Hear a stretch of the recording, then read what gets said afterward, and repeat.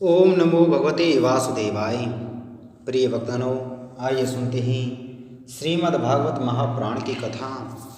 प्रिय भक्तजनों, आज की कथा में हम श्रवण करेंगे सप्ताह यज्ञ की विधि। श्री सनक आदि कहते हैं, नारद जी, अब हम आपको सप्ताह श्रवण की विधि बताते हैं। यह विधि प्राय लोगों की सहायता और धन से साध्य कही गई है।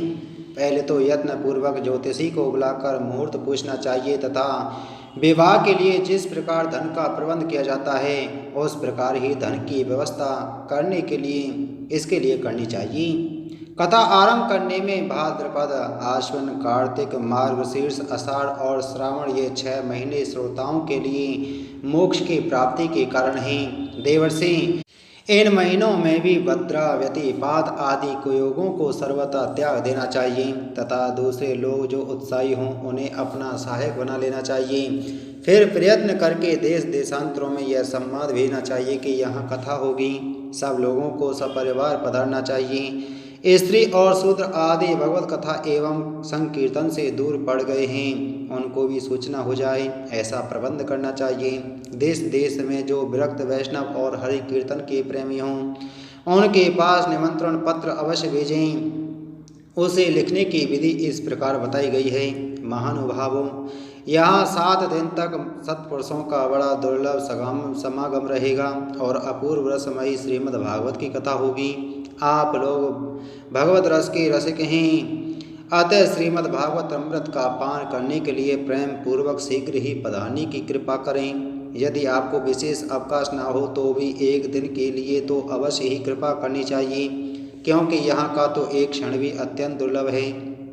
इस प्रकार विनय पूर्वक उन्हें निमंत्रण करें और जो लोग आएं उनके लिए यथोचित निवास स्थान का प्रबंध करें। कथा का श्रवण किसी तीर्थ में, वन में अथवा अपने घर पर ही अच्छा माना गया है। जहाँ लंबा चौड़ा मैदान हो वहीं कथा स्थल रखना चाहिए। भूमि का शोधन, मार्जन और लेपन करके रंग बिरंगी धातुओं के से चौक पूरे घर की सारी सामग्री उठाकर एक कोने में रख दें। 5 दिन पहले से ही यत्नपूर्वक बहुत से बिछाने के वस्त्र एकत्रित कर लें तथा केले के खम्भों से सुशोभित एक ऊंचा मंडप तैयार कराएं। उसे सब ओर फल, पुष्प, पत्र और चदवों से अलंकृत करें तथा चारों ओर झंडियाँ लगाकर तरह तरह के सामानों से सजा दें। उस मंडप में कुछ ऊंचाई पर 7 विशाल लोकों की कल्पना करें और उनमें विरक्त ब्राह्मणों को बुला बुलाकर बैठाएं। आगे की ओर उनके लिए वहाँ यथोचित आसन तैयार रखें। इनके पीछे वक्ता के लिए भी एक दिव्य सिंहासन का प्रबंध करें। यदि वक्ता का मुख उत्तर की ओर रहे तो श्रोता पूर्वाभिमुख होकर बैठे और यदि पूर्वाभिमुख रहे तो श्रोता को उत्तर की ओर मुख करके बैठना चाहिए अथवा वक्ता और श्रोता को पूर्वामुख होकर बैठना चाहिए। देश काल आदि को जानने वाले महानुभावों ने श्रोता के लिए ऐसा ही नियम बताया है। जो वेद शास्त्र की स्पष्ट व्याख्या करने में समर्थ हो, तरह तरह के दृष्टांत दे सकता हो तथा विवेकी और अत्यंत निष्प्रय हो, ऐसे विरक्त और विष्णु भक्त ब्राह्मणों को वक्ता बनाना चाहिए। श्रीमद् भागवत के प्रवचन में ऐसे लोगों को नियुक्त नहीं करना चाहिए जो पंडित होने पर भी अनेक धर्मों के चक्कर में पड़े हुए स्त्री लंपट एवं पाखंड के प्रचारक हों। वक्ता के पास ही उसकी सहायता के लिए एक वैसा ही विद्वान और स्थापित करना चाहिए, वह भी सब प्रकार के संशयों की निवृत्ति करने में समर्थ और लोगों को समझाने में कुशल हो। कथा प्रारंभ के दिन से एक दिन पूर्व व्रत ग्रहण करने के लिए वक्ता को और क्षौर करा लेना चाहिए तथा अरुणोदय के समय शौच से निवृत्त होकर अच्छी तरह स्नान करें और संध्या आदि अपने नित्य कर्मों को संक्षेप से समाप्त करके कथा के विघ्नों की निवृत्ति के लिए गणेश जी का पूजन करें। तदंतर पितृगण का तर्पण कर पूर्व पापों की शुद्धि के लिए प्रायश्चित करें और एक मंडप बनाकर उसमें श्रीहरि को स्थापित करें। फिर भगवान श्री कृष्ण को लक्ष्य करके मंत्रोच्चारण पूर्वक क्रमशः षोडशोपचार विधि से पूजन करें और उसके पश्चात प्रदक्षिणा तथा नमस्कार आदि कर इस प्रकार स्तुति करें। करुणा निधान, मैं संसार सागर में डूबा हुआ और बड़ा दीन हूँ। कर्मों के मोहरूपी ग्रह ने मुझे पकड़ रखा है। आप इस संसार सागर से मेरा उद्धार कीजिए। इसके पश्चात धूप दीप आदि सामग्रियों से श्रीमद् भागवत की भी बड़े उत्साह और प्रीतिपूर्वक विधि विधान से पूजा करें। फिर पुस्तक के आगे नारियल रखकर नमस्कार करें और प्रसन्न चित्त से इस प्रकार स्तुति करें। श्रीमद् भागवत के रूप में आप साक्षात श्री कृष्णचंद्र ही विराजमान हैं। नाथ, मैंने भव सागर से छुटकारा पाने के लिए आपकी शरण ली है। मेरा यह मनोरथ आप बिना किसी विघ्न बाधा के सांगोपांग पूरा करें। ये सब मैं आपका दास हूँ। इस प्रकार दीन वचन कहकर फिर वक्ता का पूजन करें, उसे सुंदर वस्त्राभूषणों से विभूषित करें और फिर पूजा के पश्चात उसकी इस प्रकार स्तुति करें। सुख स्वरूप भगवान, आप समझाने की कला में कुशल और सब शास्त्रों में पारंगत हैं। कृपा इस कथा को प्रकाशित करके मेरा अज्ञान दूर करें। फिर अपने कल्याण के लिए प्रसन्नतापूर्वक उसके सामने नियम ग्रहण करें और 7 दिनों तक यथाशक्ति उसका पालन करें। कथा में विघ्न न हो, इसके लिए 5 ब्राह्मणों को और वर्ण करें। वे द्वादशाक्षर मंत्र द्वारा भगवान के नामों का जप करें। फिर ब्राह्मण अन्य विष्णु भक्त एवं कीर्तन करने वालों को नमस्कार करके उनकी पूजा करें और उनकी आज्ञा पाकर स्वयं भी आसन पर बैठ जाए। जो पुरुष लोक संपत्ति धन घर और पुत्र आदि की चिंता छोड़कर शुद्ध चित्त से केवल कथा में ही ध्यान रखता है, उसे इसके श्रवण का उत्तम फल मिलता है। बुद्धिमान वक्ता को चाहिए कि सूर्योदय से कथा आरंभ करके 3:30 पहर तक मध्यम स्वर से अच्छी तरह कथा वाँचें। दोपहर के समय 2 घड़ी तक कथा बंद रखें। उस समय कथा के प्रसंग के अनुसार वैष्णवों को भगवान के गुणों का कीर्तन करना चाहिए।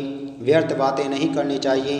कथा के समय मल मूत्र के वेग को काबू में रखने के लिए अल्पाहार सुखकारी होता है, इसलिए श्रोता केवल एक ही समय हविष्यान्न भोजन करें। यदि शक्ति हो तो 7 दिन निराहार रहकर कथा सुने अथवा केवल घी या दूध पीकर सुखपूर्वक श्रवण करें अथवा फलाहार या एक समय ही भोजन करें। जिससे जैसा नियम सुविधि से सद सकें उसी को कथा श्रवण के लिए ग्रहण करें। मैं तो उपवास की अपेक्षा भोजन करना अच्छा समझता हूँ, यदि वह कथा श्रवण में सहायक हो। यदि उपवास से श्रवण में बाधा पहुँचती हो तो वह किसी काम का नहीं। नारद जी, नियम से सप्ताह सुनने वाले पुरुषों के नियम सुनिए। विष्णु भक्त की दीक्षा से रहित पुरुष कथा श्रवण का अधिकारी नहीं है। जो पुरुष नियम से कथा सुने उसे ब्रह्मचर्य से रहना, भूमि पर सोना और नित्य प्रति कथा समाप्त होने पर पत्तल में भोजन करना चाहिए।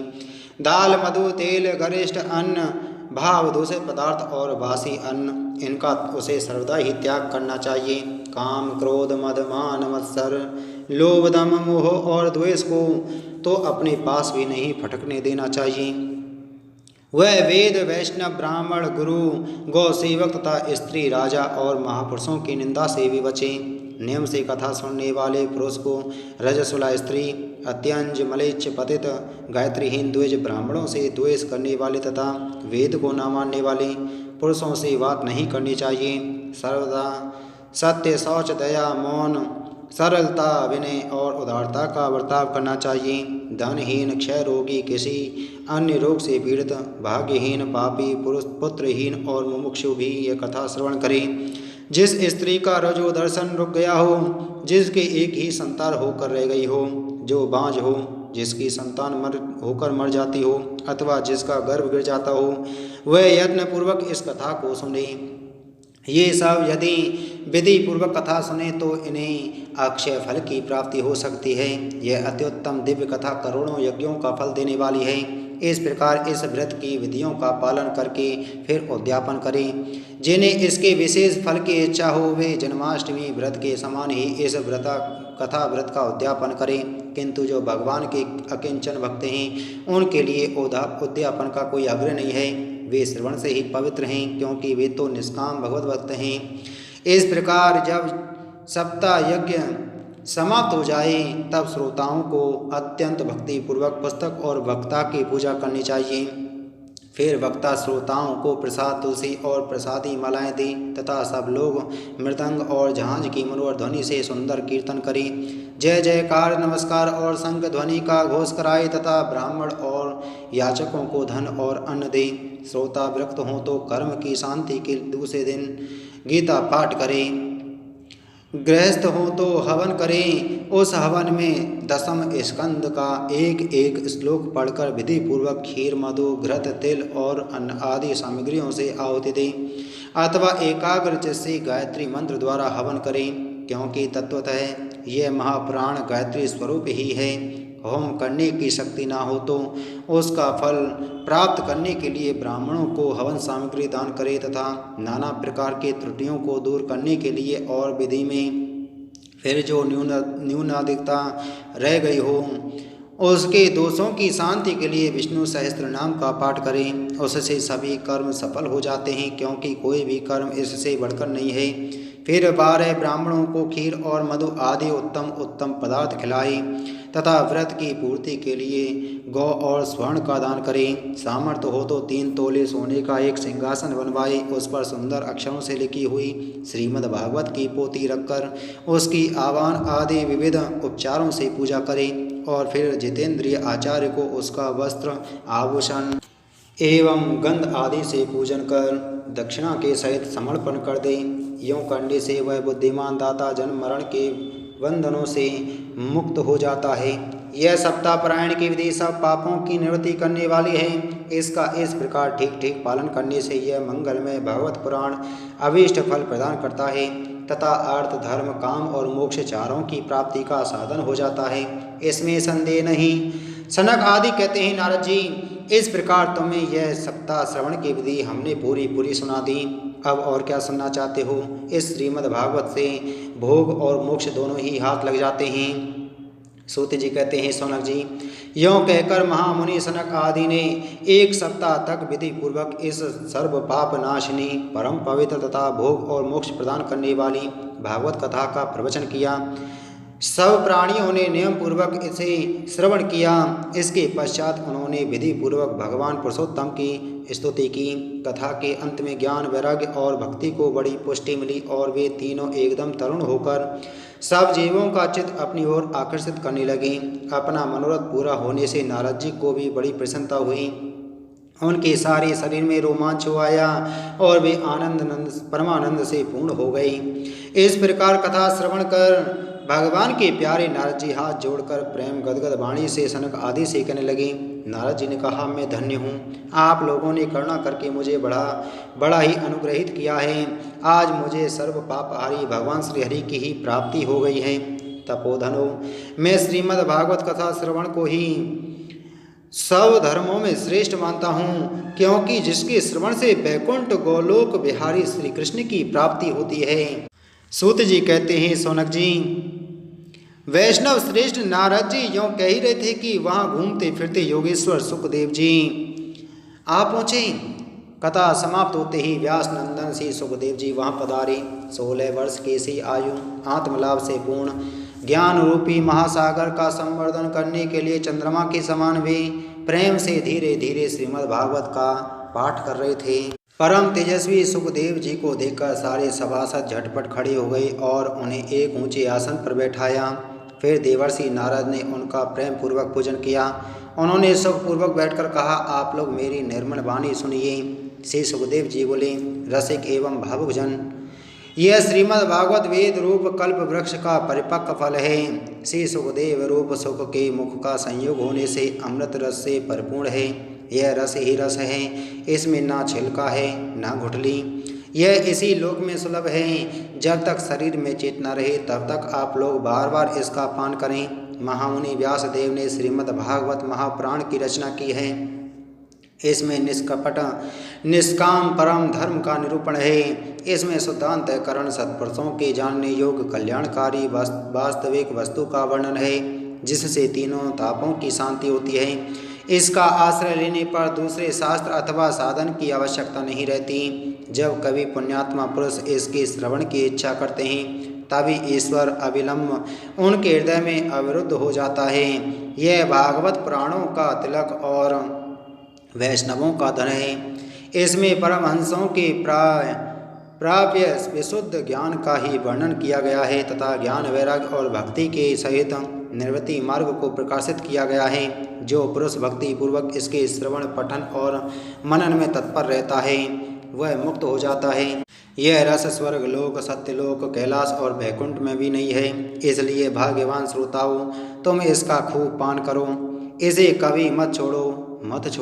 सूत जी कहते हैं, श्री सुखदेव जी इस प्रकार कह ही रहे थे कि उस सभा के बीचों बीच प्रहलाद, बलि, उद्धव और अर्जुन आदि पार्षदों के सहित साक्षात श्री हरि प्रकट हो गए। तब देवर्षि नारद ने भगवान और उनके भक्तों की यथोचित पूजा की। भगवान को प्रसन्न देखकर देवर्षि ने उन्हें एक विशाल सिंहासन पर बैठा दिया और सब लोग उनके सामने संकीर्तन करने लगे। उस कीर्तन को देखने के लिए श्री पार्वती जी के सहित श्री महादेव जी और ब्रह्मा जी भी आए। कीर्तन आरंभ हुआ। प्रहलाद जी तो चंचल गति फुर्तीले होने के कारण करताल बजाने लगे। उद्धव जी ने झांझें उठा ली। देवर्षि नारद वीणा की ध्वनि करने लगे। स्वर विज्ञान गान विद्या में कुशल होने के कारण अर्जुन राग लापने लगे। इंद्र ने मृदंग बजाना आरंभ कर दिया। सनक आदि बीच बीच में जय घोष करने लगे और इन सब के आगे सुखदेव जी तरह तरह की सरस अंग भंगी करके भाव बताने लगे।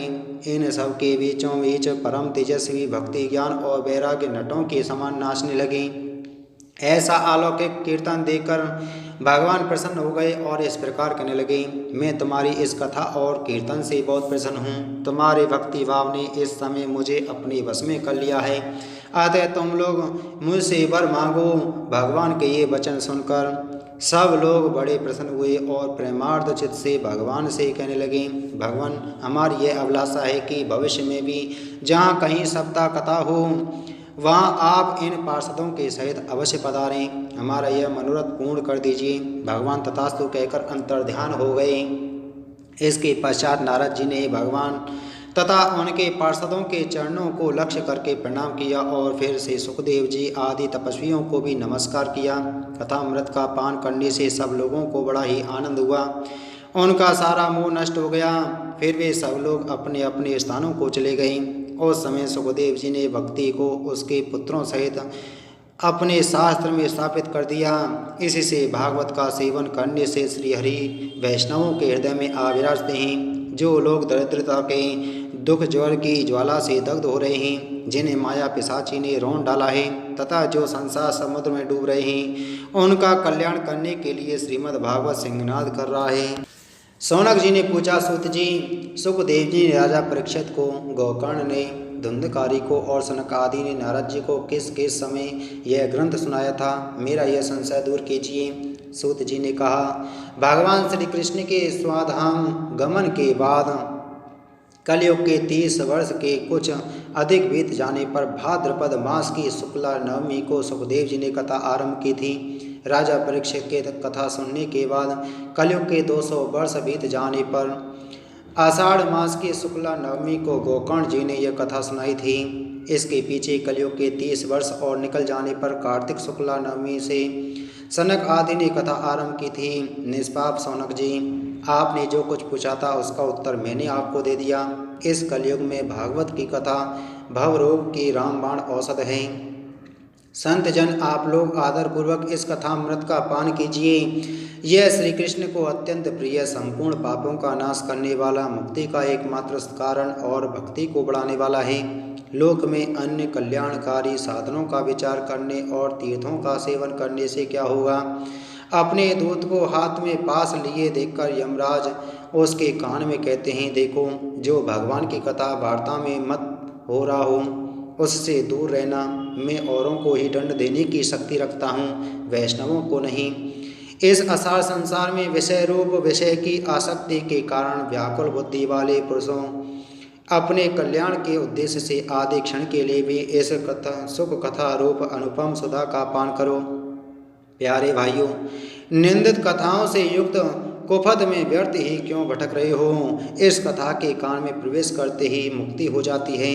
इस बात के साक्षी राजा परीक्षित हैं। श्री सुखदेव जी ने प्रेम रस्ते के प्रवाह में स्थित होकर इस कथा को कहा था। इसका जिसके कंठ से संबंध हो जाता है वह वैकुंठ का स्वामी बन जाता है। शौनक जी, मैंने अनेक शास्त्रों को देखकर आपको यह परम गोप्य रहस्य अभी अभी सुनाया है। सब शास्त्रों के सिद्धांतों का यही निचोड़ है। संसार में इस सुख शास्त्र से अधिक पवित्र और कोई वस्तु नहीं है। अतः आप लोग परमानंद की प्राप्ति के लिए इस द्वादश स्कंद रूप रस का पान करें। जो पुरुष नियम पूर्वक इस कथा का भक्ति भाव से श्रवण करता है और जो शुद्धांतकरण भगवत भक्तों के सामने इसे सुनाता है, वे दोनों ही विधि का पूरा पूरा पालन करने के कारण इसका यथार्थ फल पाते हैं। उनके लिए त्रिलोकी में कुछ भी असाध्य नहीं रह जाता। इति श्री पद्म पुराणे उत्तरखंडे श्रीमद्भागवत महात्म्ये श्रवण विधि कथनम नाम षष्ठोऽध्याय संपूर्णम। बोलो श्रीमद्भागवत महापुराण की जय। बोलो श्री कृष्णचंद्र भगवान की जय।